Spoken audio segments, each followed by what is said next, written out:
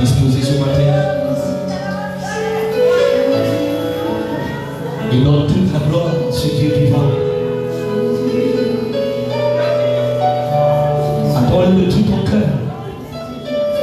Comme l'a dit le dirigeant, nous sommes en présence de ce Dieu qui a créé toutes choses.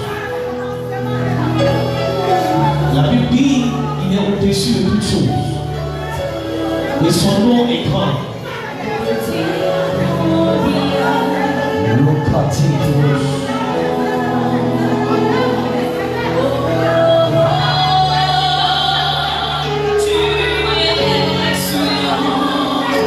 Adore-le de tout ton cœur ce matin.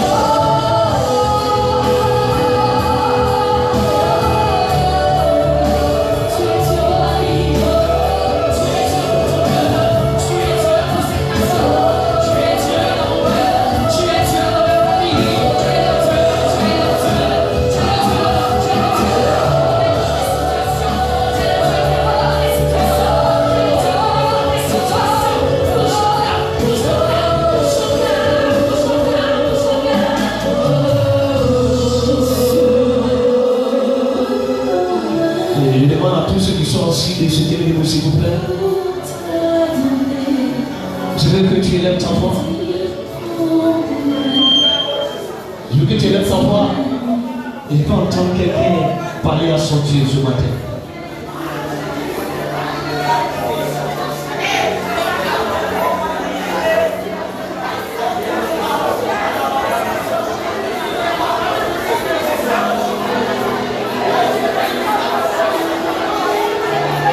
Je veux entendre quelqu'un parler. Adresse-toi à ton Dieu ce matin.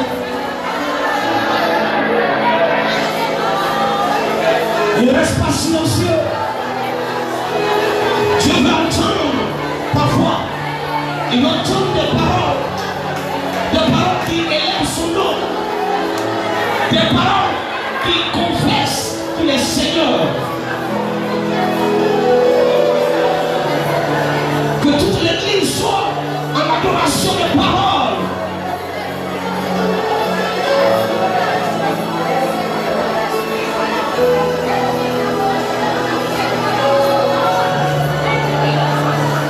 Ne t'inquiète pas. Parle à ton Dieu.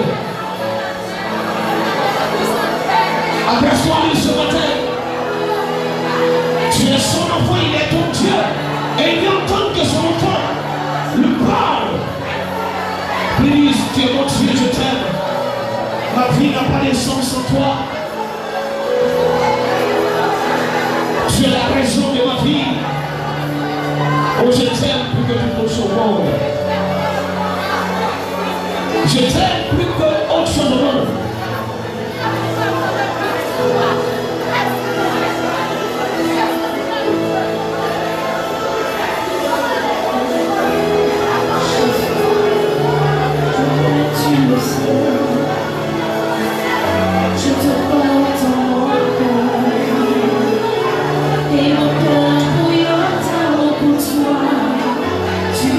Est-ce qu'on peut chanter ensemble, je continue.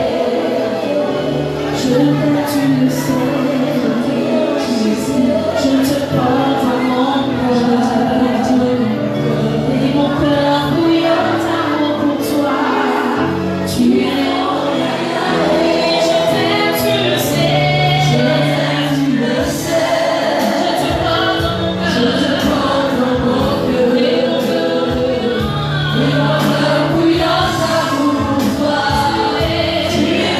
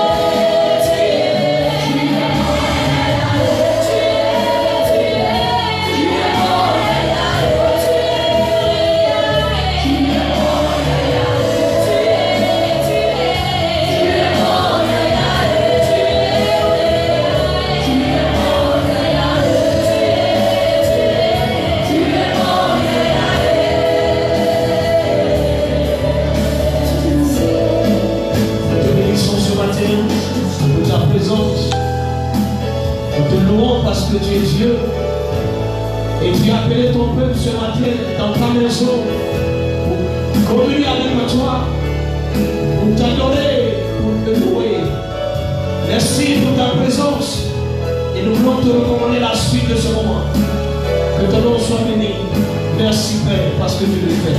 Au nom de Jésus. Est-ce qu'on peut donner et nous faire l'acclamation au Seigneur ce matin?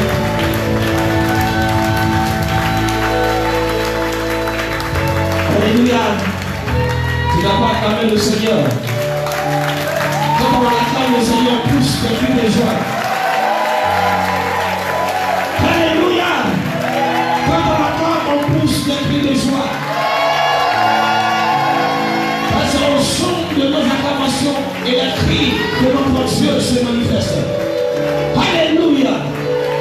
Je t'invite à saluer ton voisin qui est juste à côté de toi. Salue ton voisin, dis voisin, le Seigneur t'aime. Dis voisin, est-ce que tu sais que le Seigneur t'aime?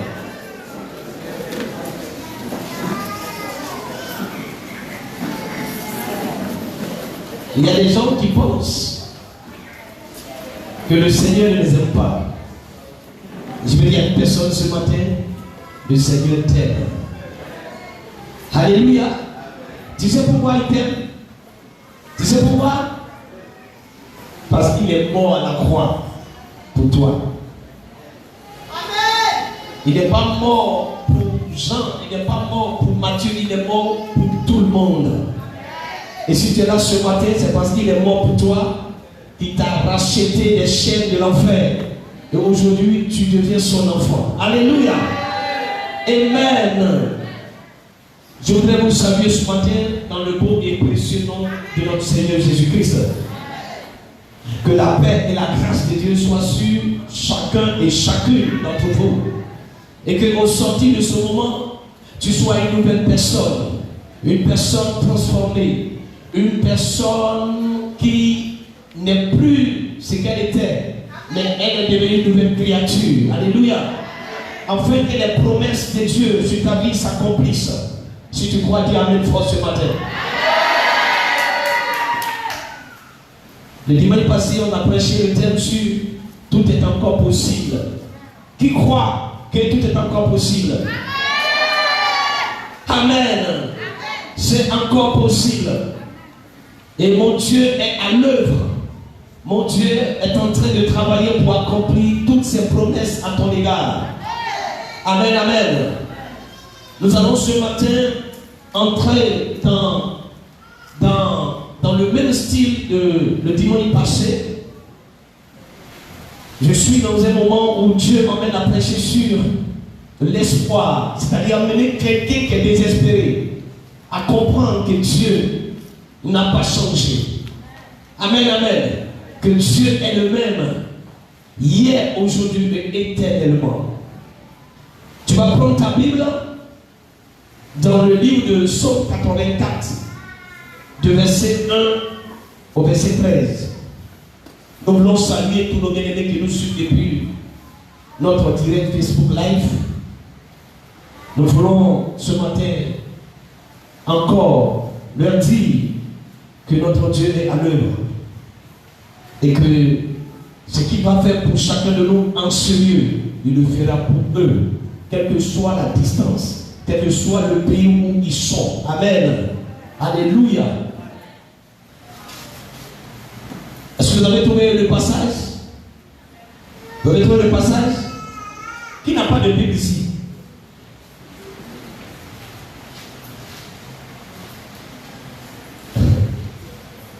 Dans peu de temps, ça sera un vieux souvenir. Amen. Parce qu'il faut que tu aies la parole, il faut que tu suives la parole. Le psaume 84, de verset 1 au verset 13.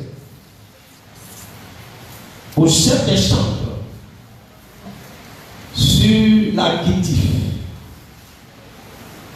des fils du Corée. Psaume. Que tes demeures soient aimables, Éternel des armées. Mon âme soupire et languit après les parvis de l'Éternel. Mon cœur et ma chair poussent des cris vers le Dieu vivant. Le passereau même trouve une maison et l'hirondelle un nid où elle dépose ses petits. Tes autels, Éternel des armées, mon roi et mon Dieu. Heureux ceux qui habitent ta maison. Ils peuvent te célébrer encore. Heureux ceux qui placent en toi leur appui. Ils trouvent dans leur cœur des chemins tout tracés. Lorsqu'ils traversent la vallée de Baca, ils la transforment en un lieu plein de sources. Et la pluie la couvre aussi de bénédictions. Leur force augmente pendant la marche. Ils se présentent devant Dieu à Sion. Éternel, Dieu des armées, écoute ma prière. Prête l'oreille, Dieu de Jacob. Toi qui es notre bouclier, vois, ô Dieu, et regarde la face de ton oint. Mieux vaut un jour dans tes parvis que 1000 ailleurs. Je préfère me tenir sur le seuil de la maison de mon Dieu, plutôt que d'habiter sous les tentes de la méchanceté. Au verset 12, car l'Éternel, Dieu, est un soleil et un bouclier. L'Éternel donne la grâce et la gloire. Il ne refuse aucun bien à ceux qui cherchent, qui marchent dans l'intégrité. L'Éternel des armées, heureux l'homme qui se confie en toi. Père, nous voulons te rendre grâce et nous voulons bénir ta parole ce matin. Nous prions que ta faveur, Seigneur Dieu, se tourne vers nous et que tu nous remplisses de ton esprit pour amener, Seigneur Dieu, ce matin le peuple à entrer dans l'intimité avec toi au travers de ce message. Merci Seigneur. Je crois, je foi que ce matin, ce que tu as décidé s'accomplira. Que ton nom soit béni au nom de Jésus. Amen. Amen. Est-ce que tu peux me ramener mon amen ce matin?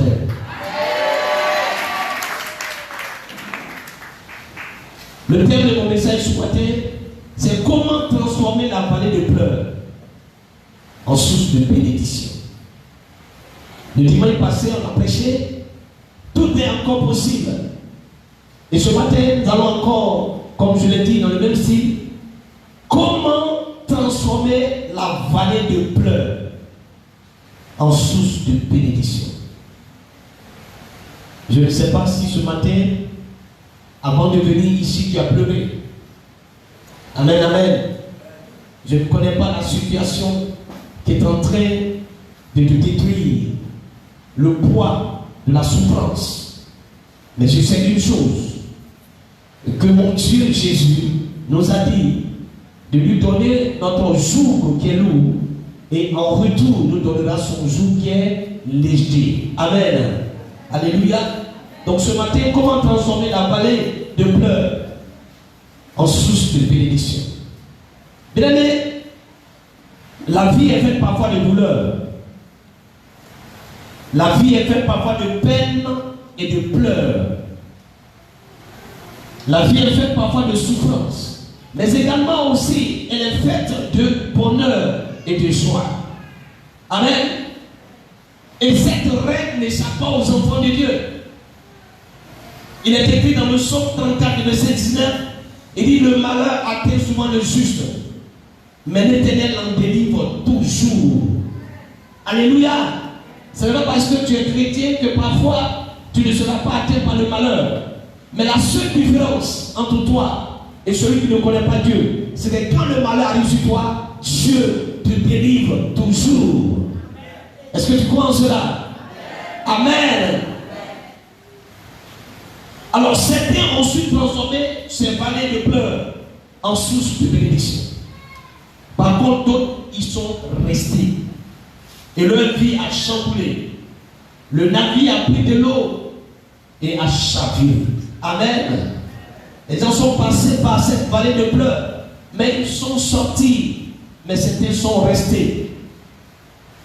Alors comment ces personnes ont su transformer ces vallées de pleurs en souffrance, de rejet en source de bénédiction? Comment des gens qui traversent des vallées de pleurs, de rejet, d'amertume, de maladie, de malheur, comment ces personnes ont su transformer ces situations en source de bénédiction? C'est ce que par l'aide du Saint-Esprit, je vais essayer de vous enseigner afin que cela puisse vous servir de leçon, que quand vous traversez ces situations, vous puissiez les mettre en application. Amen, amen. Alléluia. Certainement Dieu sait que tu traverses des moments difficiles ce matin. Et ce message est pour toi. Tu vas tant pleurer. Et ce message te concerne. Dieu dit que tes pleurs seront transformés en bénédiction. Donc je pense que quelqu'un a compris cette révélation. Tes pleurs seront transformés en source de bénédiction. La tristesse sera transformée en source d'allégresse et de joie. Amen. Alors en étudiant la Bible, on s'aperçoit qu'il existe plusieurs types de vallées. Et chacune d'entre elles se présente à un moment donné à la vie des enfants de Dieu. Durant notre pèlerinage sur la terre, il y a plusieurs types de vallées. Et chacune de ces vallées se présente à un moment donné de notre marche avec le Seigneur. Je vais vous en donner quelques-unes de ces vallées. Amen. Nous voyons la vallée de l'ombre de la mort. On le voit dans le psaume 23, le verset 4. David dit, quand je traverse l'ombre de la vallée de la mort, je ne crains aucun mal. Amen. Alléluia. C'est un lieu d'incertitude. Quand vous trouvez dans cette vallée, quand vous trouvez dans cette situation, vous êtes dans l'incertitude. C'était un moment, un lieu de désespoir, de crainte. Amen. Lorsque nous sommes dans la vallée de l'ombre de la mort, tout est dur, comme on le dit. Compliqué. Nous ne savons pas ce que nous réserve le lendemain. Tu vis, mais tu ne sais pas ce que demain te réserve. Tu vis dans l'incertitude, dans le désespoir. Amen. Dans cette vallée, nous sommes abandonnés, nous sommes délaissés. Ce sont des moments sombres de la vie où on a l'impression que plus on prie, plus la situation devient dure. Quand on se trouve dans cette situation, personne ne se souvient de nous. Personne ne se soucie de nous. Plus on prie, plus la situation devient encore plus compliquée dans la vallée de l'ombre de la mort. Dans cette vallée, on doute même de la fidélité de Dieu. Quand tu te trouves dans cette vallée, tu te dis, mais est-ce que Dieu existe? Et dans cette vallée, nous posons la question, pourquoi moi? Pourquoi est-ce que c'est moi que toutes ces choses arrivent? Qu'est-ce que j'ai fait pour que le ciel s'abat sur moi? Dans cette vallée, ce sont des questions qu'on se pose. Cependant, la vallée de l'ombre de la mort est indispensable pour devenir un chrétien mature. Alléluia. Pour que tu puisses atteindre la maturité, il faut que tu passes par cette vallée. C'est dans cette vallée que la chair meurt. C'est dans cette vallée que le moi meurt. C'est dans cette vallée que Dieu te forme. La Bible déclare que le grain de blé, s'il ne tombe et s'il ne meurt, il ne peut porter de fruits. Tu ne peux pas porter de fruits si mort n'est pas passé par ta vie. Alléluia. Amen. Mais ce qui est sûr, dans cette vallée, sois-en sûr, Dieu qui est ton berger est avec toi. David dit, quand je traverse l'ombre de la vallée de la mort, je ne crains aucun mal. Parce que Dieu est avec lui. Le bon berger est avec lui. Dans cette vallée, Dieu est avec toi. Ah, ça c'est la première vallée.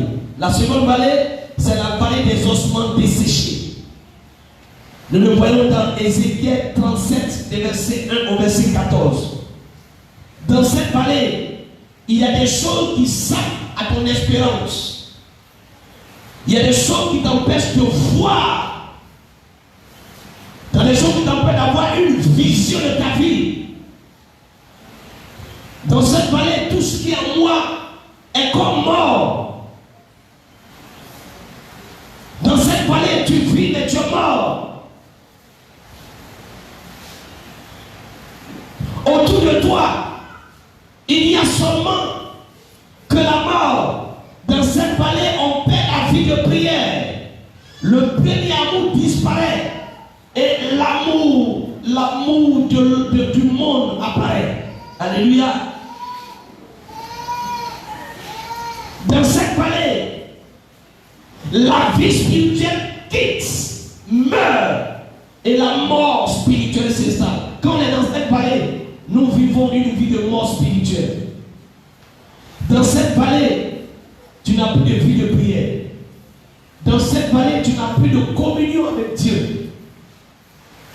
Alléluia. Dans cette vie, tu ne lis même plus la Bible, la parole de Dieu.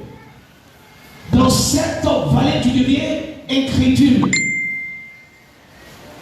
Tu doutes même des promesses de Dieu dans cette vallée. Quelqu'un me comprend ce matin? Alléluia.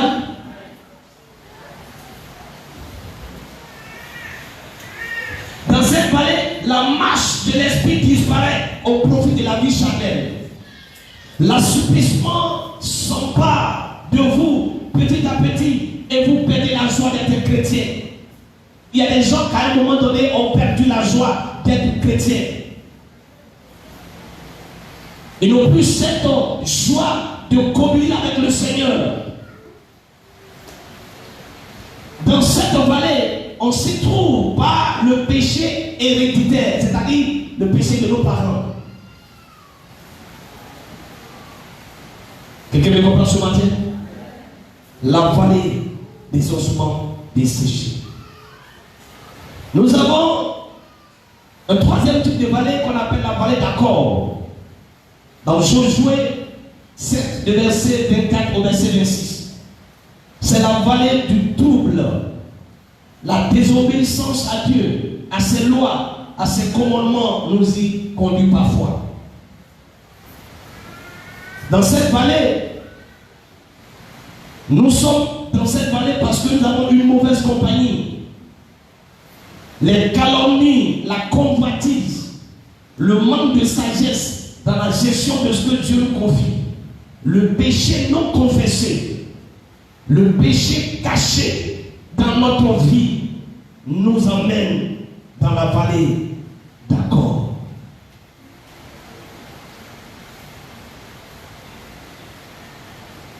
Lisez-moi Jésus 7, verset 24 au verset 26.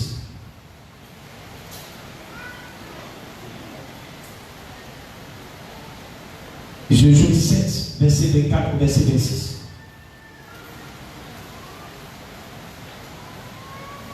Jésus 7, verset 24 au verset 26. Oui. Josué et tout Israël avec lui prit Akan, Oui. fils de Zérach, l'argent, le manteau, le lingot d'or, les fils et les filles d'Akan, ses bœufs, ses ânesses, ses brebis, sa tente et tout ce qui lui appartenait, et il les fit monter dans la vallée d'Accord. Josué dit: pourquoi nous as-tu troublés? L'Éternel te troublera aujourd'hui. Et tout Israël te lapida. On les brûla au feu et on les lapida. Et l'on éleva sur Akan un grand monceau de pierre qui subsiste encore aujourd'hui. Et l'Éternel revint de l'ardeur de sa colère. C'est à cause de ces événements qu'on a donné jusqu'à ce jour à ce lieu le nom de vallée d'Accord. Amen. Dans ce passage, quand Israël est parti pour aller annexer Haï, Dieu a donné des instructions. Et après qu'ils ont été vainqueurs, Akan a dissimulé des choses, le manteau, de l'argent, il a pris ces choses. Alors que Dieu dit de passer tout ce qui est dans cet endroit par interdit. Il prend, il les dissimule. Amen, pardon, Jéricho. C'est ce qui s'est passé quand il était à Jéricho. Dieu demanda à ce qu'il passe par l'interdit tout ce qui se trouve là-bas. Et lui, Akan, il a dissimulé ces choses. Et la deuxième étape de leur conquête, c'était Haï. Et là-bas, la Bible dit qu'ils ont été défaits par le peuple. Et quand ils sont revenus, Josué va prier pour connaître la cause de l'échec. Et c'est là que Dieu donne la révélation. Et parmi vous, il y a un qui a touché l'interdit. Et celui-là, c'était Akan. Et la Bible dit que quand il a été dévoilé, on l'a pris et on l'a mené dans la vallée de Accord.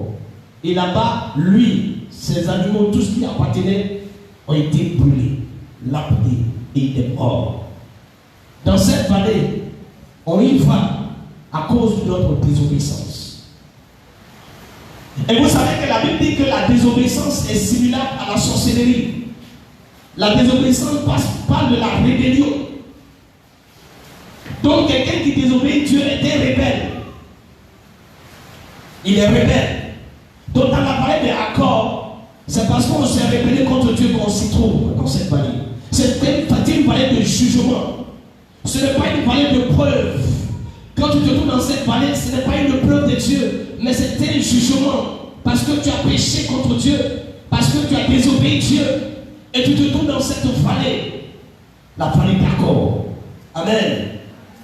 Et la dernière vallée, c'est la vallée des Baca qui nous concerne ce matin. C'est la vallée des pleurs, la vallée du dépouillement et du brisement.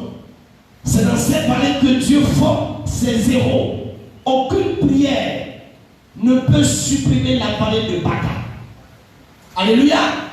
Aucune prière dans cette vallée, aucune prière ne peut supprimer cette vallée.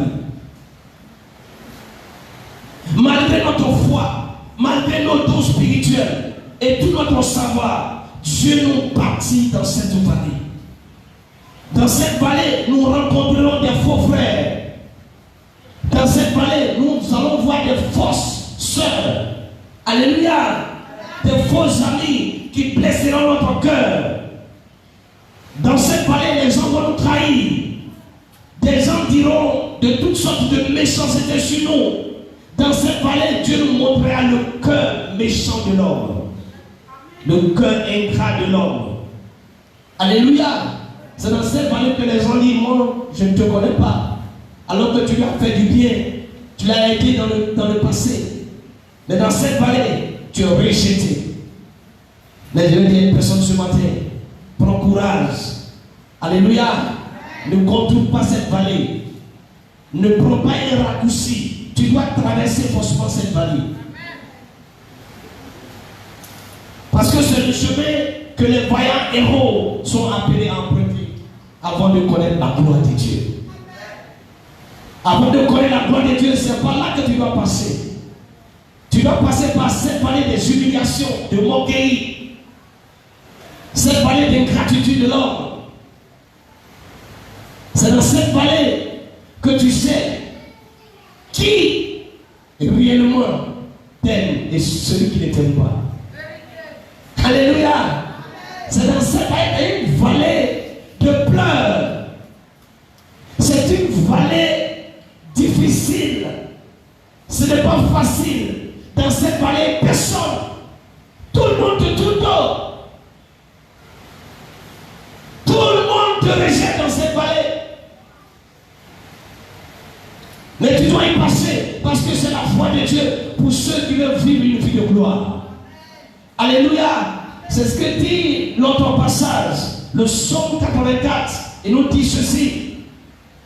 Il dit, heureux ceux qui habitent la maison, ils peuvent te célébrer encore. Heureux ceux qui placent en toi leur appui, ils trouvent dans leur cœur des chemins tout tracés. Lorsqu'ils traversent la vallée de Baca, ils la transforment en un lieu plein de sources. Et la pluie la couvre aussi de bénédictions. Lorsqu'ils traversent cette vallée qui est une vallée d'amertume, cette vallée qui est une vallée de rejet, mais lorsqu'ils traversent cette vallée, ils transforment cette vallée de pleurs, ils transforment cette vallée d'amertume en une source de bénédiction. Alléluia. Pourquoi? Parce qu'ils doivent passer par là pour aller où? À Sion. Ils ont pris rendez-vous avec Dieu à Sion. Et c'est le chemin qui mène à Sion. C'est le chemin qui mène à la gloire. C'est le chemin qui mène à l'élévation. C'est le chemin qui amène l'homme à voir Dieu tel qu'il est. C'est le chemin du grand témoignage. Est-ce que quelqu'un me suit ce matin? La vallée de Baca. Tu dois passer par là. Mais tu as la possibilité de la transformer en une source de bénédiction. Quand tu es dans cette situation où tout le monde te tourne le dos, où tout le monde t'abandonne, où tout le monde te critique, où tu es calomnié de tous les jours, dans cette vallée, au lieu que tu pleures, tu peux transformer cette vallée en une source de bénédiction. Alléluia. Amen. Alors la question c'est comment transformer cette vallée de pleurs en source de bénédiction. Comment on la transforme? Quand on est en train de traverser des moments difficiles, où personne n'est prêt à t'aider. Tu peux avoir des parents haut placés, mais personne n'est prêt à t'aider. Amen. Tout le monde te tourne le dos. Quand tu te trouves dans cette situation, qu'est-ce que tu dois faire? Dans cette vallée, tu n'as plus personne. Tu n'as personne sur qui compter dans cette vallée. Et qu'est-ce que tu dois faire? Est-ce abandonner? Est-ce renoncer? Est-ce renier Dieu ou avancer? Le psalmiste qui est déjà passé dans cette vallée nous montre la formule en 2 points essentiels. Il nous donne une formule en 2 points essentiels pour transformer la vallée de pleurs en une source de bénédiction. Première formule, il le dit lui-même au verset 6. Il dit heureux ceux qui placent en toi leur appui et trouvent dans leur cœur des chemins tout tracés. La première formule pour transformer des moments d'amertume, des moments de tristesse, des moments de pleurs, des moments d'angoisse et de souffrance, la première formule c'est prendre Dieu pour appui. Dis à quelqu'un, prends Dieu pour appui. Alléluia. Parce que dans cette situation, tu n'as personne d'autre que Dieu. Dans cette situation, tout le monde te tourne le dos. Tout le monde t'abandonne. Les amis t'abandonnent. Ceux qui mangeaient avec toi hier te tournent le dos. Dans cette situation, dans cette vallée, on n'a plus rien. On n'a même plus un seul sou. On n'a plus d'argent. Amen. Dans cette vallée, peut-être qu'on travaillait, peut-être être licencié. On n'est plus rien. On ne représente plus rien. Et dans cette vallée, tout le monde te tourne le dos, tout le monde t'abandonne. Il ne peut plus venir manger avec toi parce qu'ils savent que tu n'as plus rien. Les réunions du village, on ne te demande plus ton opinion. Les réunions de famille, tu n'es rien. Et d'ailleurs, quand tu prends la parole, on dit tais-toi. Qui t'a donné la parole? On savait que les années passées, oui, tu pouvais. Mais maintenant, tu n'es plus rien. Tais-toi. C'est une vallée d'humiliation. La formule, c'est prendre Dieu pour appui. Amen. Alléluia. Amen. Prendre Dieu pour appui. Et le mot grec traduit par appui est draima. Et draima signifie support.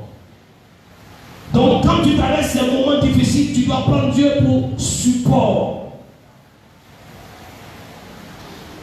Et ce mot vient de Hydraios, qui signifie inébranlable, immuable, constant. Donc quand tu prends Dieu pour appui, pour support, tu deviens inébranlable. Parce que ta foi n'est plus basée sur les choses physiques, mais ta foi est sur les choses spirituelles. Alléluia. Quand tu traverses cette vallée, tu ne regardes plus la situation que tu vis. Tu ne regardes plus les moments de rejet, des insultes. Et tu ne regardes plus les calomnies. Mais quand tu traverses cette vallée, puisque tu prends Dieu pour appui, tes yeux sont fixés sur quoi? Sur la promesse de Dieu. Alléluia. Tes regards sont portés sur la promesse de Dieu. Malgré que le temps est mauvais, malgré que la situation est difficile, puisque tu as pris Dieu pour appui, tu deviens inébranlable. Alléluia. Mais les gens te regardent, les gens ont pitié pour toi. Mais toi, tu dis non, moi je ne fais pas pitié. Parce que je sais où je vais. Je sais en qui j'ai cru. Je sais sur qui je m'appuie. Sur le seul Dieu que je m'appuie est le Dieu qui a créé tout Alléluia. Amen, amen. Prends Dieu pour appui parce que dans la vallée de Baca, tu n'as personne. Dis-toi que tu es seul. Et ton réconfort est Dieu. Ton soutien c'est Dieu. Ton ami c'est Dieu. Il n'y a que lui seul que tu connais.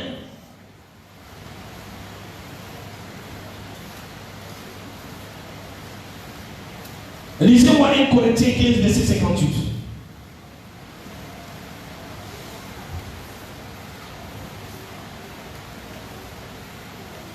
Un Corinthiens 15, verset 58.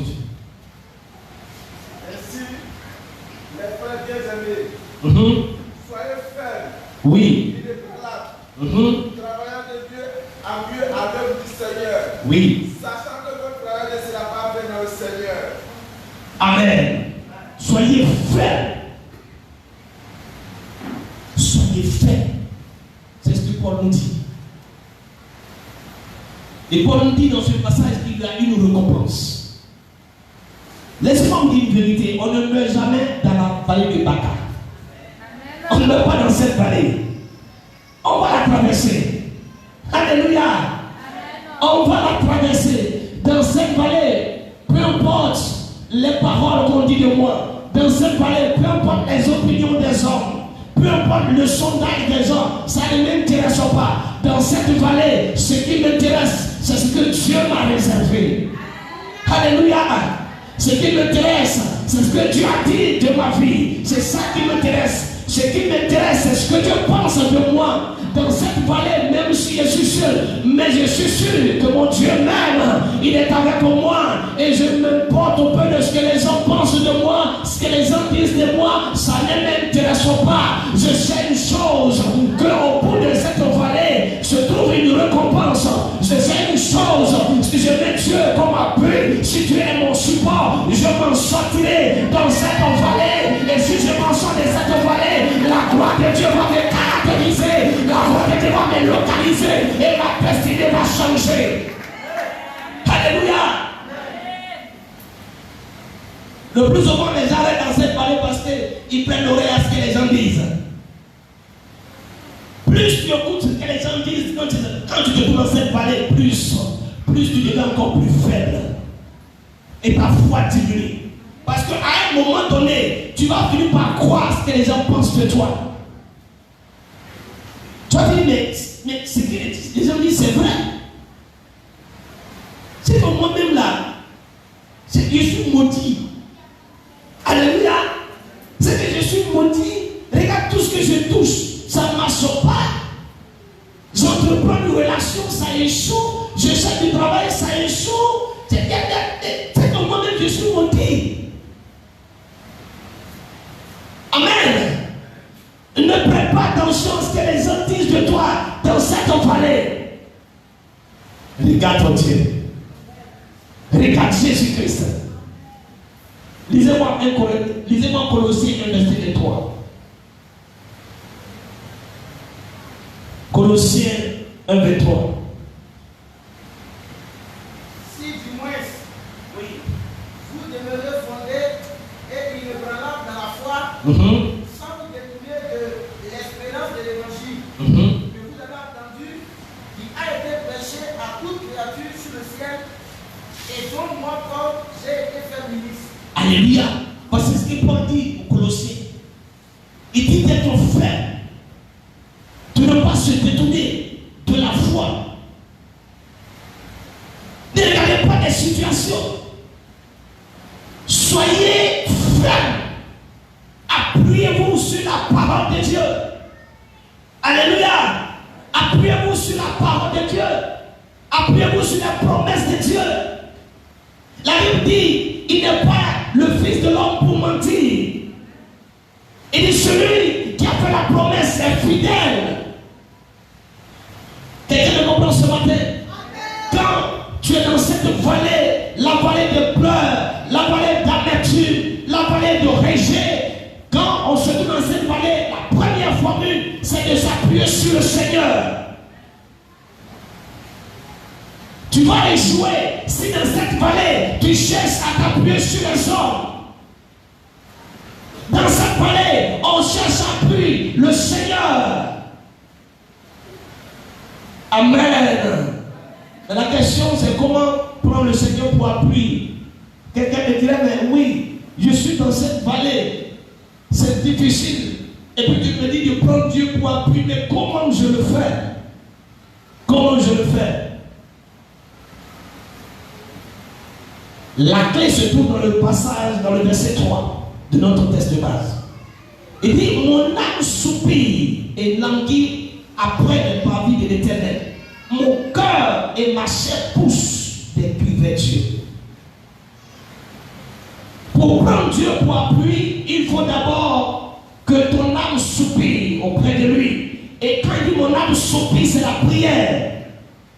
Il parle de la prière. Alléluia.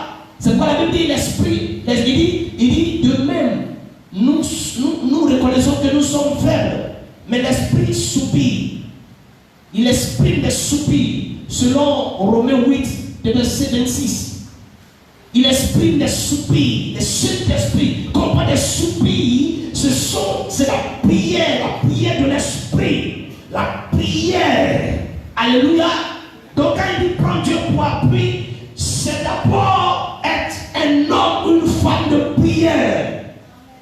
Il faut prier devant la situation. Il faut prier devant les obstacles. Il faut prier devant n'importe quelle situation qui se présente en toi. La prière a une force. La prière a une puissance.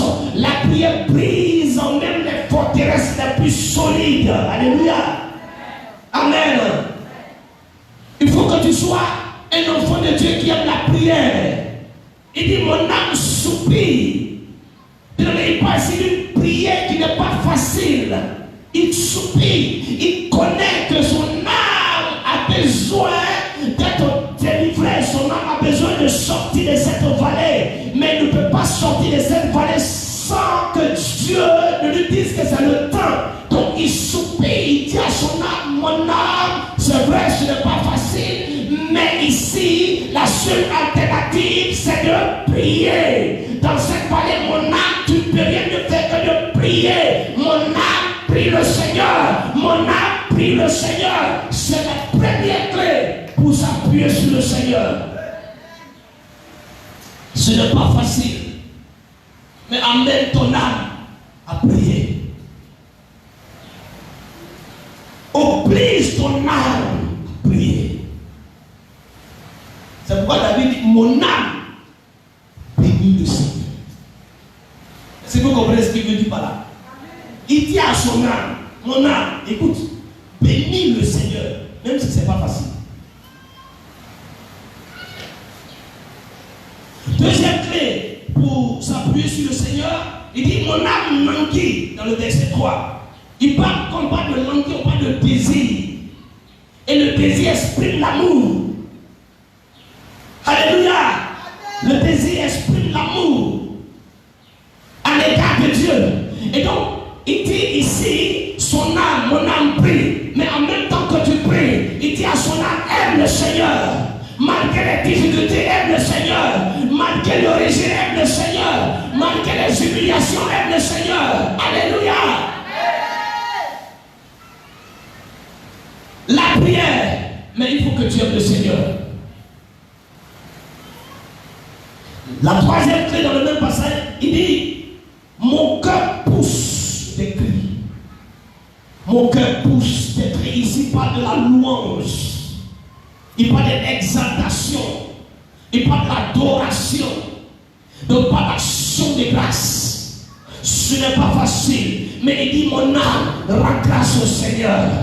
Il dit, mon âme remercie Dieu dans cette vallée de Baca, cette vallée de pleurs. Mon âme trouve la force pour rendre grâce au Seigneur. Mon âme trouve la force pour bénir le Seigneur. Mon âme trouve la force pour louer le Seigneur dans cette vallée de rejet, dans cette vallée de privation.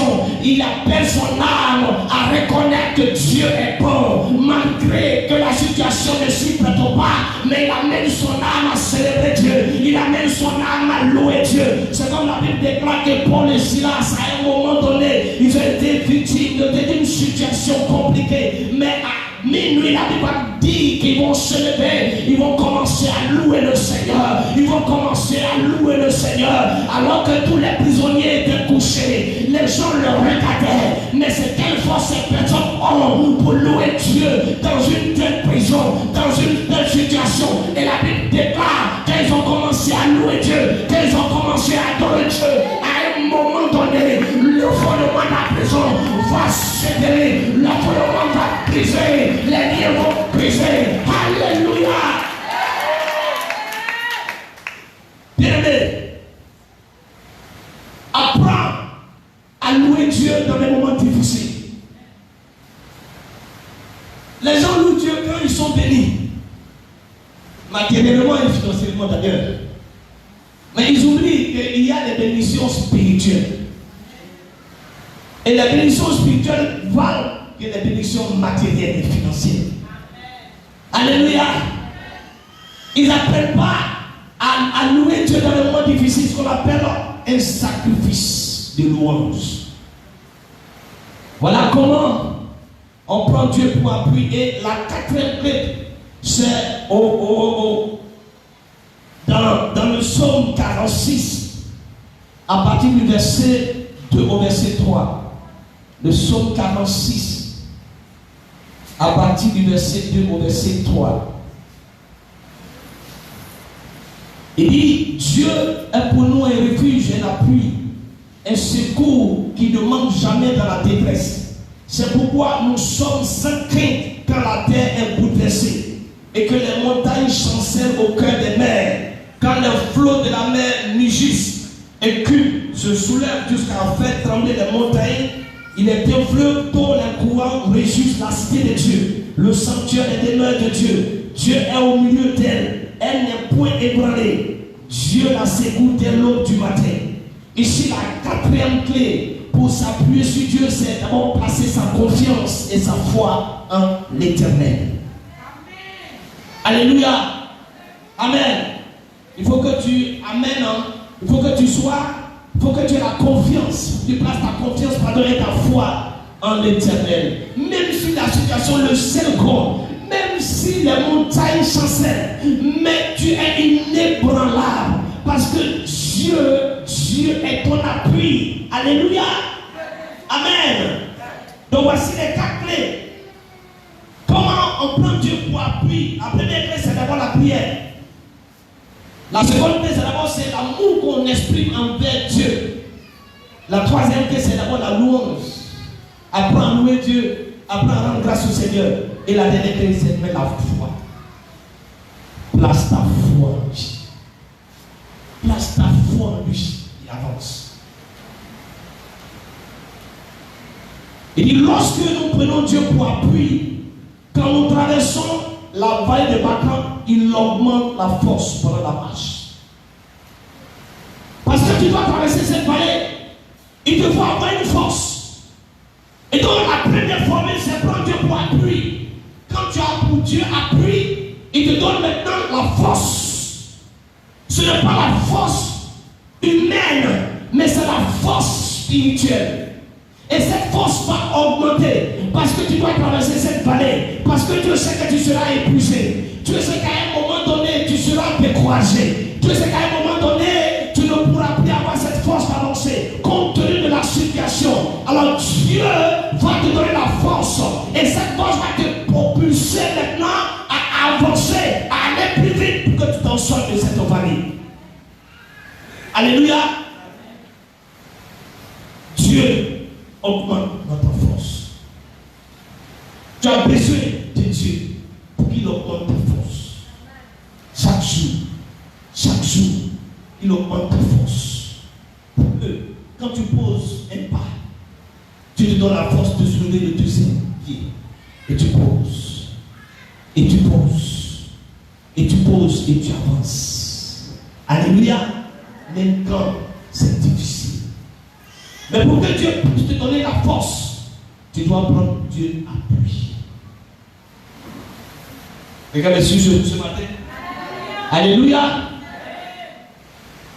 La deuxième formule pour transformer la vallée de pleurs en sous de bénédiction. La première formule, c'est quoi? La première formule, c'est quoi? Prends Dieu pour appui. Et comment on prend Dieu pour appui? La première clé. La deuxième clé. La troisième clé. La quatrième clé. Alléluia. Maintenant, la deuxième formule pour transformer la vallée de pleurs en source de bénédiction, c'est au verset 12 de notre texte de base. Car l'Éternel Dieu est un soleil et un bouclier. L'Éternel donne la grâce et la gloire. Il ne refuse aucun bien à ceux qui marchent dans l'intégrité. La deuxième formule, c'est la leçon de la grâce de Dieu. Il faut apprendre à vivre la grâce de Dieu. La grâce, dis à quelqu'un, la grâce de Dieu. Parce qu'il y a des choses qu'on ne peut pas faire sans la grâce de Dieu. Il y a des choses qu'on ne peut pas obtenir sans la grâce de Dieu.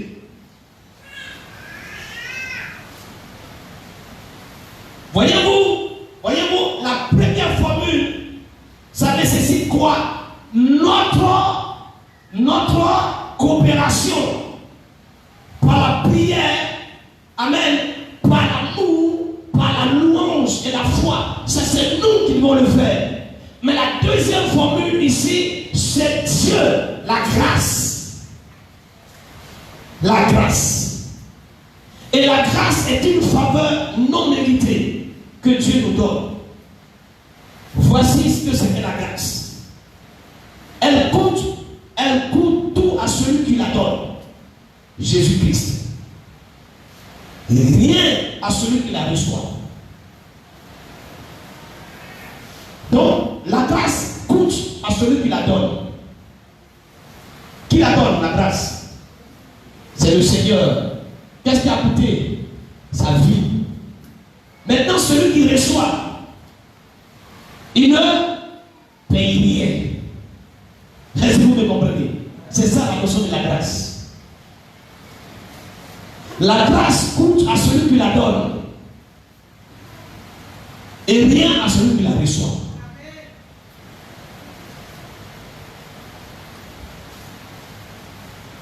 Dans 1 Corinthiens, lisez-moi 1 Corinthiens 15, verset 10. 1 Corinthiens 15, verset 10.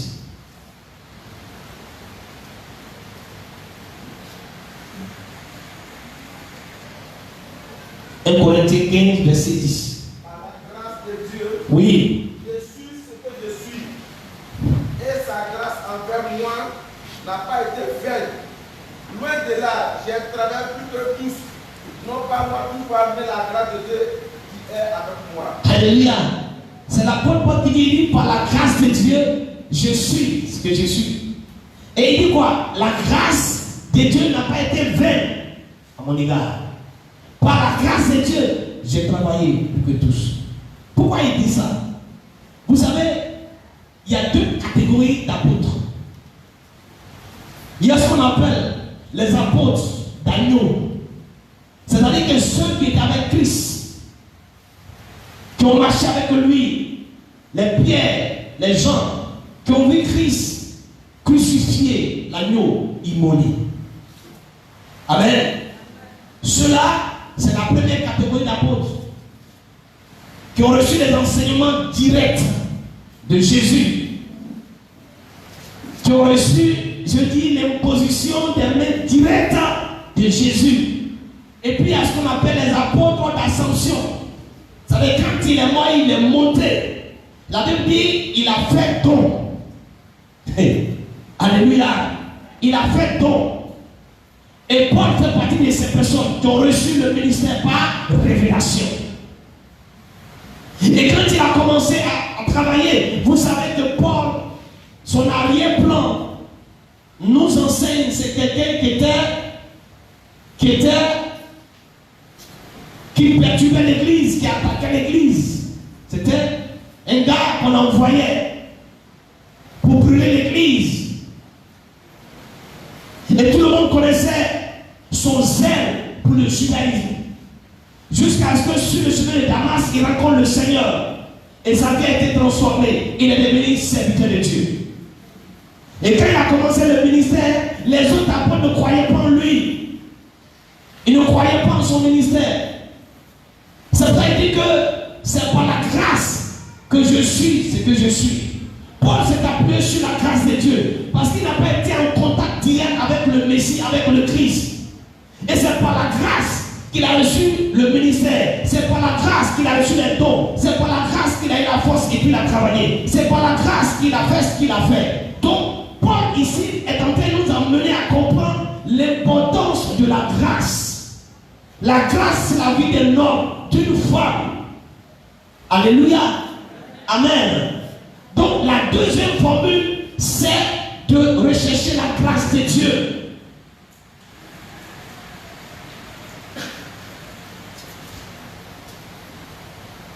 Dans cette vallée de larmes, cette vallée de pleurs, reçois la grâce de Dieu. Alléluia. Dans cette situation, reçois la grâce de Dieu. Parce que c'est la grâce qui va t'emmener à t'en sortir. C'est vrai qu'il aura la prière, il aura l'amour, il aura la louange, mais tu as besoin de t'appuyer sur la grâce du Seigneur.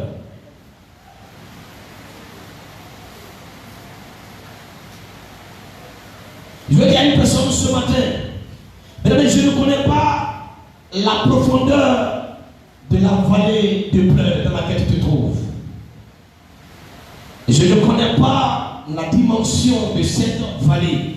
Je ne connais pas aussi la largeur de cette vallée. Mais ce que je sais, si la vallée de pleurs, si la vallée d'angoisse est plus grande, laisse-moi t'annoncer ce matin que la grâce est 10 000 fois plus grande que la vallée de pleurs dans laquelle tu te trouves. Alléluia. Alléluia. Si la vallée de situation, la vallée de pleurs, des humiliations dans laquelle tu te trouves est grande, laisse-moi te dire que la vallée de la grâce est plus grande, 10 000 fois, 100 000 fois plus grande que cette vallée dans laquelle tu te trouves. C'est pourquoi tu dois aller chercher la grâce du Seigneur. Malgré cette profondeur de cette vallée, je peux te dire ce matin qu'elle ne peut pas étancher la grâce de Dieu. Elle ne peut pas accabler la grâce de Dieu. Elle ne peut pas avaler la grâce de Dieu. Alléluia.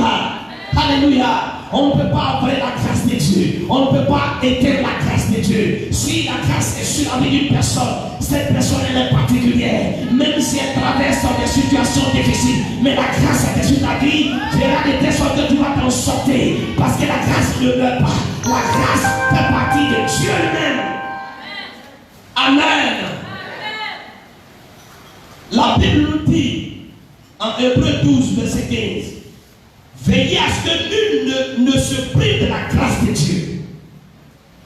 Veillez à ce que nul ne se prive de la grâce de Dieu. Beaucoup se sont privés de la grâce de Dieu. Beaucoup vivent en oubliant que Dieu est un Dieu de grâce. Amen. Beaucoup essaient de faire les choses par eux-mêmes, par leur propre force. Ils pensent qu'ils vont y arriver. Écoute-moi bien, la grâce de Dieu est là pour t'amener à arriver à bon port. C'est pourquoi il dit, veillez à ce que nul ne se prive de la grâce de Dieu. Si tu es privé de la grâce de Dieu, tu vas échouer. C'est pourquoi il dit, c'est par la grâce que nous sommes sauvés. En fait, personne ne se glorifie. C'est par la grâce de Dieu. Et nous, on vit par la grâce. Nous vivons par la grâce. Il y a des gens qui ont eu un mal de ventre en 10 minutes et puis ils sont morts. Et peut-être que toi, tu as eu ce même mal toute la nuit jusqu'au petit matin. Mais par la grâce de Dieu, tu as survécu. Alléluia. Il est important que tu recherches la grâce. Recherche la grâce de Dieu sur ta vie. On peut être 10 000 personnes qui combattent un seul poste. Tous, ils sont experts. Alléluia. Ils sont tous experts. Ils ont le même diplôme. Mais pas la grâce de Dieu. La grâce qui est sur ta vie va mener à ce que Dieu te positionne. Amen. t'impressionnes, c'est pas parce que tu es plus intelligent que les autres, ou bien tu es plus fort. Non, mais c'est par la grâce de Dieu. Et même moi qui suis arrêté ce matin devant vous, je ne suis pas plus intelligent que vous. Je ne suis pas plus fort que vous. Je n'ai rien d'extraordinaire. Mais si je suis ce matin ici, c'est par la grâce de Dieu que ce matin je me tiens et que je prends le micro pour vous enseigner la parole de Dieu.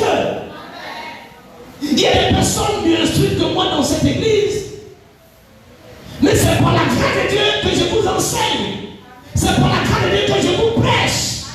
Donc il est important que nous cherchons la grâce de Dieu. C'est pourquoi il dit veillez, veillez à ce que nul ne se prive de la grâce de Dieu. Amen. Si Dieu met sa grâce à notre disposition, il est de notre responsabilité de nous en saisir et la ramener dans notre vie. Ça, c'est la grâce. Mais la question, c'est comment avoir la grâce de Dieu? Comment vivre une vie de grâce? Comment je peux vivre une vie de grâce? Comment amener la grâce de Dieu sur ma vie? Comment amener Dieu à me donner la grâce, la faveur de Dieu? Laissez-moi vous donner ce matin 5 clés pour saisir la grâce de Dieu. Alléluia. Laissez-moi vous donner 5 clés pour saisir la grâce de Dieu.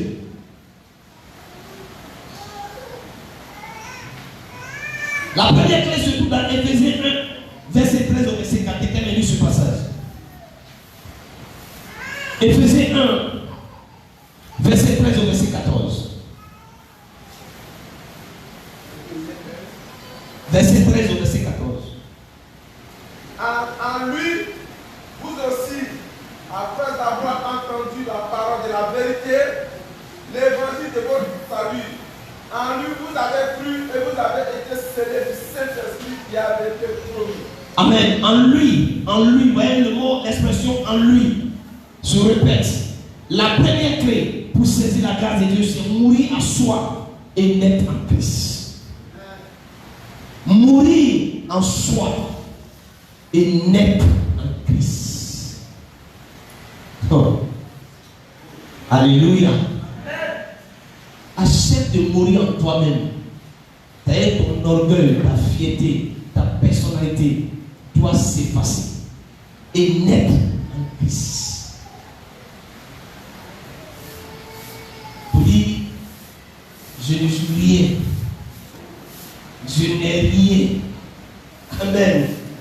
Sans toi, je ne suis rien. J'ai besoin de toi. Accepte de mourir en soi. Accepte de mourir en tes connaissances. Toutes ces choses. Et revenir en Christ. C'est pas dire en Christ, en lui. Donc la première formule, la première clé pour servir la grâce, c'est d'accepter de mourir en soi. Et de renaître en Christ. C'est-à-dire quoi? Laisser Christ prendre la place. Amen. Laisser Christ prendre la place. Ça veut dire quoi? Me rabaisser, me diminuer pour que Christ puisse croître. Alléluia. Amen. Amen. Laisser Christ être le maître de ma vie. Laissez Christ décider tout en ma place. C'est ça, c'est la grâce. Parce que la grâce, c'est une faveur imméritée. En temps normal, tu ne dois pas avoir ça. C'est comme un prisonnier, un criminel. Et puis à la veille de l'indépendance, on dit le président il prend un décret. Et le décret dit quel prisonnier là, il est gracié. Il est gracié. Et quand il est gracié là, c'est fini. On donne les instructions tout de suite. Et on va, il est assis là-bas. On lui dit, hé, tu lèves-toi. Il dit, c'est bon, non. Le président t'a gracié, il faut sortir. C'est fini. Ils sont comme ça. Mais est-ce qu'ils méritent ça? qu'il mérite ça? Non. C'est ce qu'on appelle la grâce. Donc pour vivre la grâce, parce que la grâce a coûté à celui qui donne. Toi tu la reçois gratuitement, mais celui qui la donne, ça a coûté sa vie. Et pour que tu reçois cette grâce, tu dois accepter de mourir en toi-même et laisser la place à celui qui donne la grâce. Bien, celui qui donne la grâce, c'est assis en toi. Celui qui distribue la grâce, c'est la plus forte en toi. Ta vie elle-même, elle est bénie dans la grâce de Dieu. Amen. Ça, c'est la première clé. La deuxième clé, 1 Corinthiens 2, verset 12. Quelqu'un me dit cela.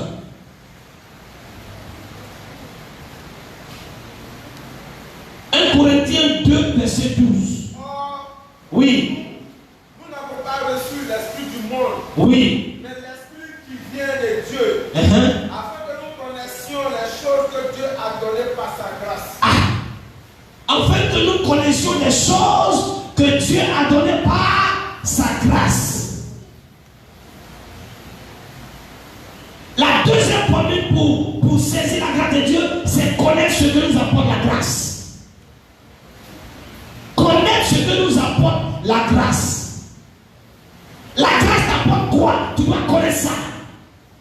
Afin que, il dit quoi? Répète le passage. Afin que, oui, oui, les choses que Dieu nous a données par sa grâce. les choses que Dieu nous a données, afin que nous connaissions les choses que Dieu nous a données par sa grâce. Quelles sont les choses que Dieu nous a données par sa grâce? Quelles sont ces choses? Oui. Quelles sont les choses que Dieu nous a données par sa grâce? Son Fils, la vie, le salut, le Saint-Esprit. Toutes ces choses nous ont été données par la grâce.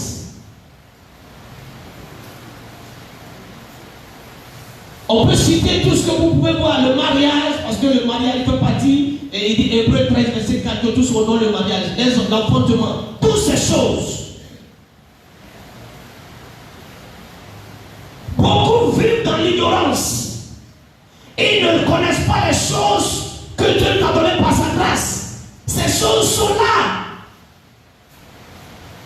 Alléluia. C'est comme le prisonnier, je l'ai dit tout à l'heure, il a été gracié. Mais comme il est ignorant, il est encore en prison. Amen. On l'a gracié. Et puis après on l'a oublié. Les autres sont sortis, lui après on l'a oublié.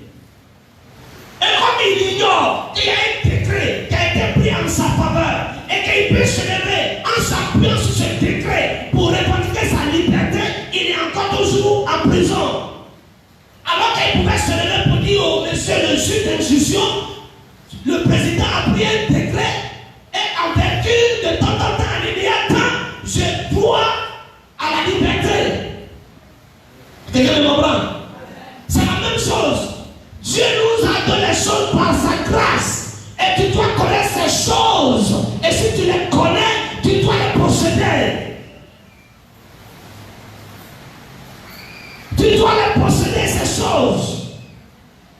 Mais malheureusement, beaucoup de quelqu'un ne connaissent pas ces choses que Dieu a données par la grâce. Ça est là. Il y a quelqu'un, ça est là.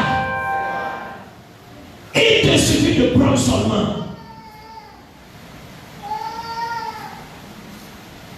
C'est comme tu es là, tu sens une douleur quelque part.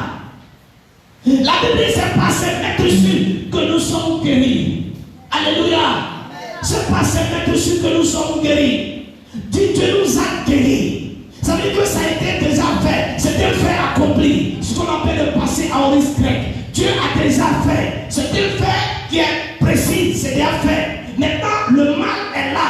Et tu as mal et tu es là parce que tu ignores. Il te suffit de te dire la douleur qui est ici là n'a pas sa raison d'être. Et tu te lèves et dis libère ma vie. Et si tu pries par la foi, le mal, la douleur va se retirer. Le problème c'est ça. C'est un fait accompli. Donc la deuxième clé, c'est de connaître des choses que Dieu nous a données par sa grâce. Ce qu'il nous a donné, c'est pas sa grâce, il nous a donné, il ne peut pas nous le reprendre. Est-ce que tu me suis? On dit la grâce. Avez-vous entendu un jour un prisonnier gracié? Il est sorti. Un mois après, on s'en va le chercher. En moins qu'il commet notre infraction. S'il n'a pas commis notre infraction, il est chez lui et puis on t'a dit, mon ami, il faut revenir. Il dit, mais pourquoi? Non, il retourne là-bas. Est-ce que vous avez bien entendu ça?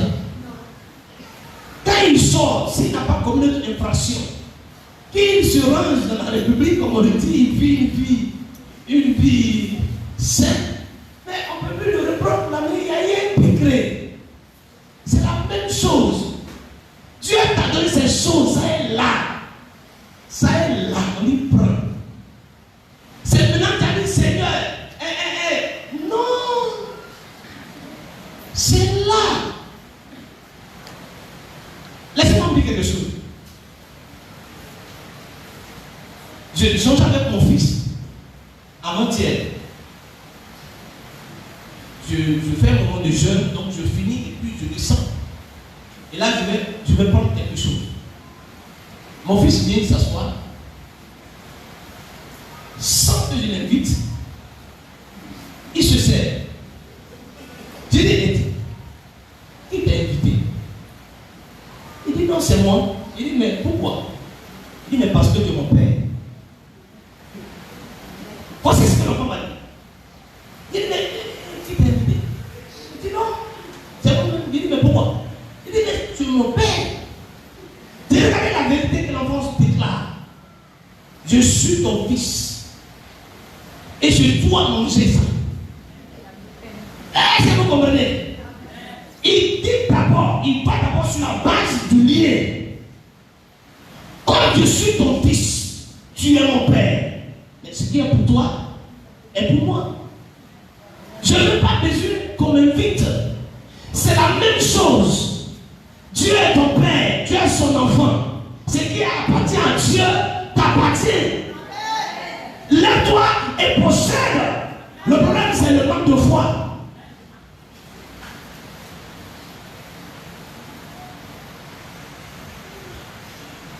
Troisième clé pour pouvoir attirer la grâce de Dieu. Lisez-moi Hébreux 12, verset 15. Hébreux 12, verset 15. Veillez à ce que nul ne se prive de la grâce de Dieu, à ce qu'aucune racine d'amertume poussant des rejetons ne produise du trouble, et que plusieurs n'en soient infectés. Amen. Sois béni, homme de Dieu. La troisième clé, c'est de résister l'amertume. Il y a des gens qui vivent tous les jours dans l'amertume. Répète-moi là où il y a l'amertume, homme de Dieu, s'il te plaît. Ça me touche cette parole-là. Oui. Afin que poussant des rejetons, à ce qu'aucune racine d'amertume poussant des rejetons ne produise du trouble et que plusieurs n'en soient affectés. Apprends à rejeter l'amertume. Amen. Apprends à rejeter l'amertume. L'amertume va pousser des rejetons dans ta vie. Ça va non seulement t'affecter, mais affecter tous ceux qui sont autour de toi. Tu ne peux pas avoir la grâce si tu te vis par l'amertume. Dieu n'accorde pas la grâce à la personne qui vit dans une vie d'amertume. C'est-à-dire que toi, tu es toujours dans l'amertume. Tous les jours. Alléluia. Amen. Il n'est jamais dans la joie. Non, lui, il est toujours dans l'amertume. Il rit jamais. Pour lui, sa vie là, c'est toujours comme ça. Rien ne change. Donc, il n'y a jamais un jour où il a vécu un moment heureux. L'amertume, dis à ton voisin, rejette l'amertume.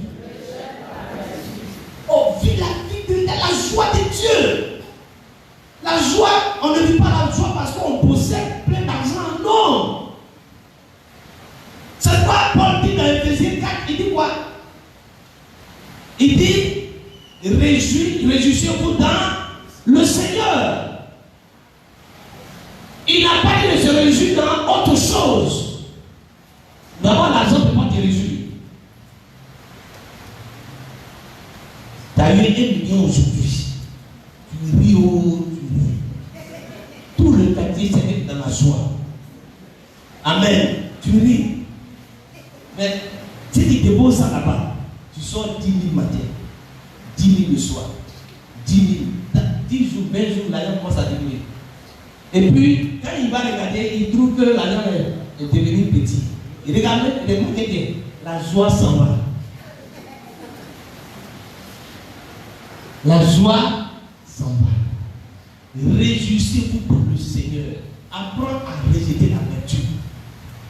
Il faut que tu sois heureux. Heureux le fait que tu sois en vie. Il y a des gens qui sont plus de secondes. Ou bien tu veux les ressembler. Amen. Aujourd'hui, où la mort là est devenue comme camarade. Si toi tu vis, tu te lèves, tu dors, tu te lèves, mais ça là, c'est plus que l'or. Tant que tu vis, Dieu, il a dit dimanche passé, tout est encore possible. Il y a des gens qui regardent leur présent pour se dessiner le futur. Et non, ton présent là, ça peut être quelque chose qui ne plaît personne. Tu peux avoir un présent, ta présence là, le présent peut être vraiment difficile. Mais qui te dit que ton futur va être toujours comme le présent? Alléluia. Dieu est capable de changer en un clin ta situation. C'est ça. Ne vis pas rien, regarde. Projette-toi.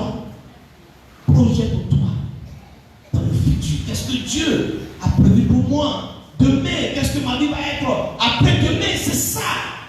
Mais si tu vis pendant aujourd'hui, tu n'as rien, et puis ta vie se résume là. Mais l'amertume va te détruire. Demain sera encore meilleur. Alléluia. Alléluia. La Bible nous dit que le Seigneur allait ressusciter la fille de Juraïs. Mais pendant qu'il ressuscitait la fille, il y avait Anaïm, le fils unique de cette veuve qui venait de mourir. Il y avait la joie là-bas. Mais chez cette femme, il y avait les pleurs. C'est pourquoi la Bible a commencé par le jour suivant. Amen. La Bible dit le jour suivant. Donc Jésus va sortir et il va aller à Naïm.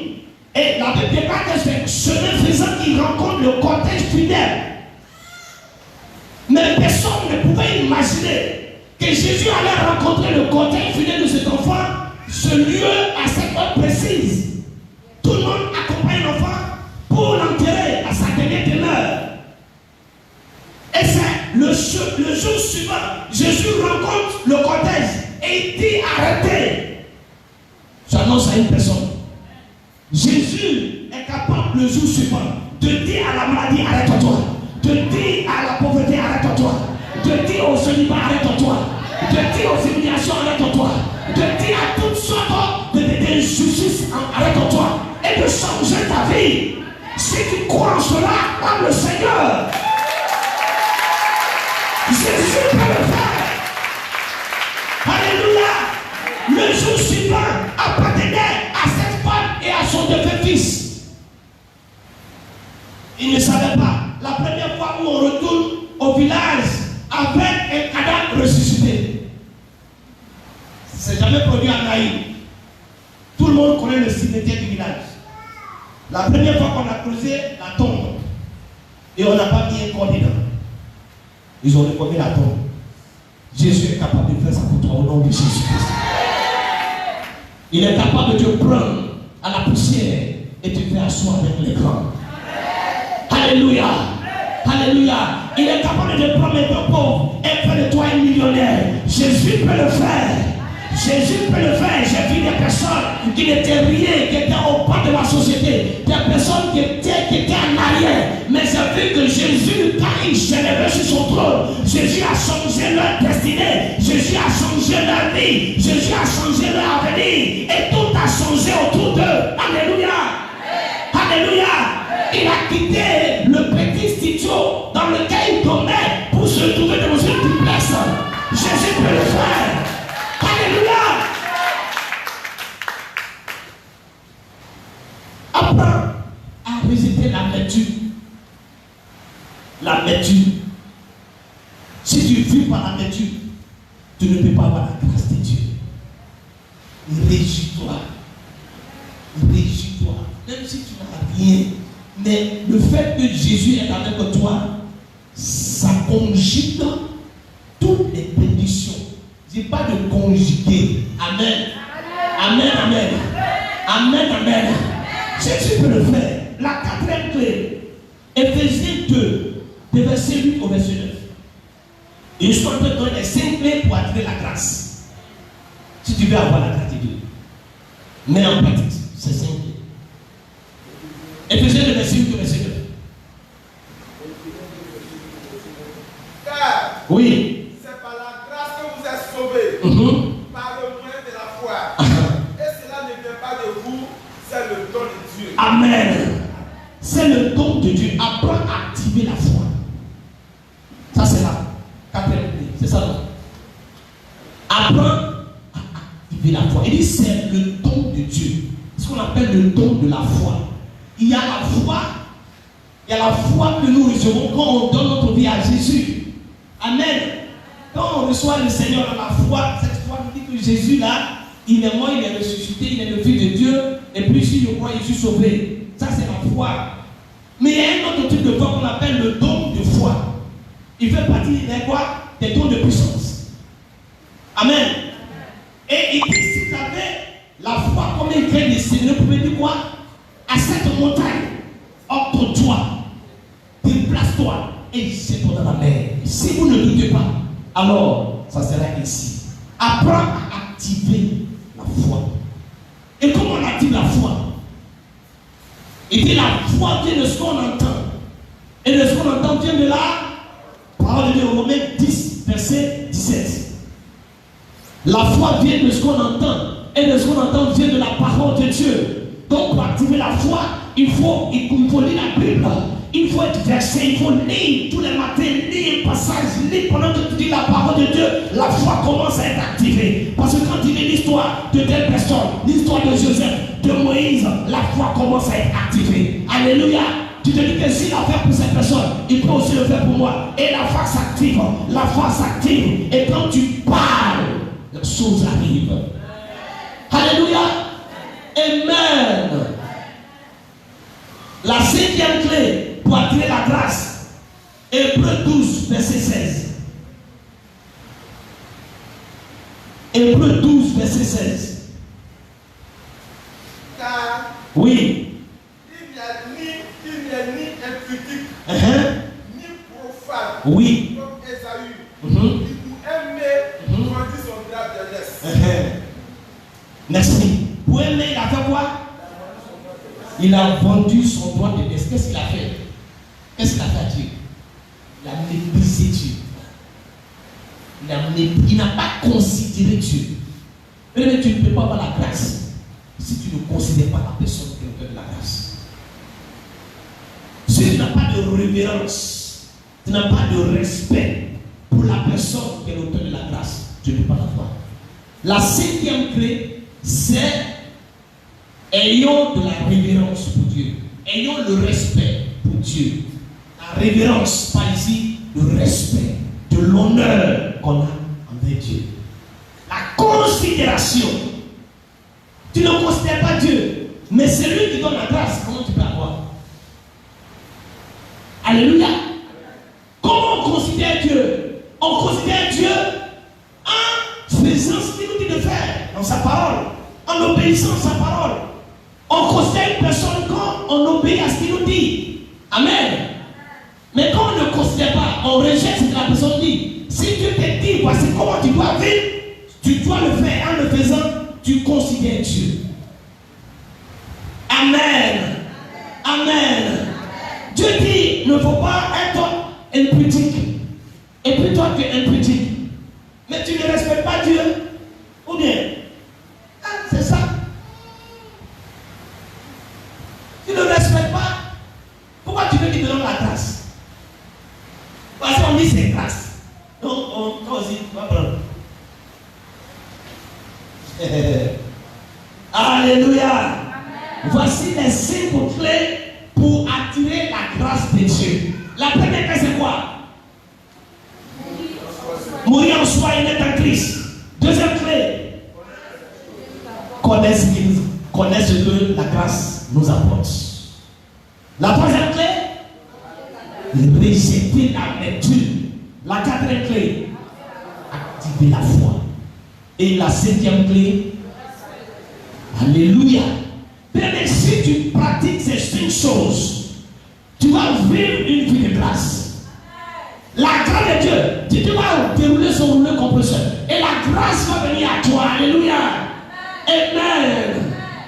Alors voici les 2 formules. La première formule pour transformer nos foyers de pleurs en source de bénédiction. La première formule, c'est quoi?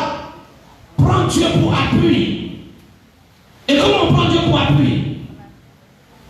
Comment? Par la prière. Le désir qui exprime l'amour de Dieu. La louange. Placer sa confiance à foi en Dieu. Alléluia. Maintenant, la deuxième formule, c'est quoi? La leçon de la grâce de Dieu. Amen. Et comment attirer la grâce de Dieu? Première clé, mourir en soi et vivre en Christ. Deuxième clé, troisième clé, quatrième clé, cinquième clé. Bien aimé, on prend la clé pour faire quoi? On prend pour faire quoi? Une clé qui n'ouvre pas une porte nous sert à rien. Donc si ce matin Dieu te donne ces choses, c'est pour que tu puisses les utiliser. Donc ce matin-là, Dieu te donne les clés pour sortir ou pour transformer tes vallées de pleurs en source de bénédiction. Maintenant, si tu quittes ici là, que tu ne les mets pas en pratique, tu vas rester dans cette vallée. Quand tu pars, tu dis, ah, je suis dans une situation où je me trouve dans cette vallée. Dieu a dit, première formule, je dois prendre Dieu pour appui. Ah, maintenant, pour prendre Dieu pour appui, je dois prier. Je dois maintenant devenir un homme de prière, une femme de prière. Je me lève à 1h du matin, je commence à prier. Alléluia. Et puis ensuite, je manifeste le désir d'aimer le Seigneur. Si j'aime Dieu, je fais ce que le Seigneur a me dit de faire. Amen, amen. Amen. Alléluia. Et quand tu finis d'appliquer la première formule qui est de prendre Dieu pour appui, tu reviens maintenant et tu prends la seconde clé. Les deux vont ensemble. C'est la leçon de la grâce. C'est d'apprendre maintenant d'appuyer sur la grâce de Dieu. Et il te donnait 5 clés pour activer la grâce. C'est pour que tu puisses les mettre en application. Alléluia. Quelqu'un me voit ce matin. Mais la question que je pose, je finis mon message. Pourquoi il faut tenir ferme et traverser cette vallée? Pourquoi? Pourquoi le Seigneur veut qu'on traverse cette vallée? À votre avis, c'est pour quelle raison? Nous avons la réponse dans notre texte de base, à partir du verset 8 au verset 12. Il dit, leur force augmente pendant la marche et ils se présentent devant Dieu à Sion. C'est ce verset qui m'intéresse. Ils se présentent devant Dieu à Sion. Ils ont pris un rendez-vous avec Dieu à Sion. Et ils doivent traverser cette vallée pour arriver à Sion. Tu ne dois pas rester dans cette vallée parce que Dieu t'a fait une promesse. À cause de ta destinée, tu dois traverser cette vallée. Alléluia. Alléluia. Dieu t'attend à Sion. Sion est le lieu où Dieu a créé l'homme. C'est là où Dieu a créé l'homme à Sion. Et Dieu était à Sion. Il attendait son peuple à Sion.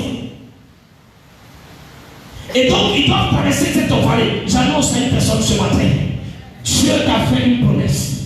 Tu n'es pas n'importe qui. Ta vie est une vie de destinée. À cause de cette destinée, Dieu t'amène ce matin à traverser cette vallée. Cette vallée ne peut pas t'avaler. Elle ne peut pas t'empêcher. Elle ne peut pas bloquer ce que tu as mis devant toi. Dieu te dit ce matin, traverse cette vallée. Dieu te dit, je t'attends, je t'attends, je t'attends, je t'attends, je t'attends, je t'attends. Je ne change pas, je ne change pas mes promesses. Je ne me rappelle pas, je ne réponds pas les dons de mon appel. Ce que j'ai déclaré sur ta vie, je le ferai. Mais je t'attends seulement que tu traverses cette vallée. Ce n'est pas dans la vallée que je te donne, mais tu dois sortir dans cette vallée. Si tu sors de cette vallée, tu verras ton mariage. Si tu sors dans cette vallée, tu verras ton travail. Si tu sors de cette vallée, tu verras la santé. Si tu sors de cette vallée, tu verras la gloire de Dieu sur ta vie. Mais tu dois la traverser. Parce que c'est dans cette vallée que Dieu va te forger. Il va bâtir ton caractère. Dans cette vallée, tu ne peux plus compter sur l'homme. Dans cette vallée, tu ne peux plus faire confiance à un homme. Dans cette vallée, tu apprends à compter sur Dieu. Tu apprends à marcher avec Dieu. Tu apprends à communier avec Dieu dans cette vallée. Alléluia. Alléluia. Est-ce que quelqu'un croit en cela? Tu peux acclamer le Seigneur ce matin.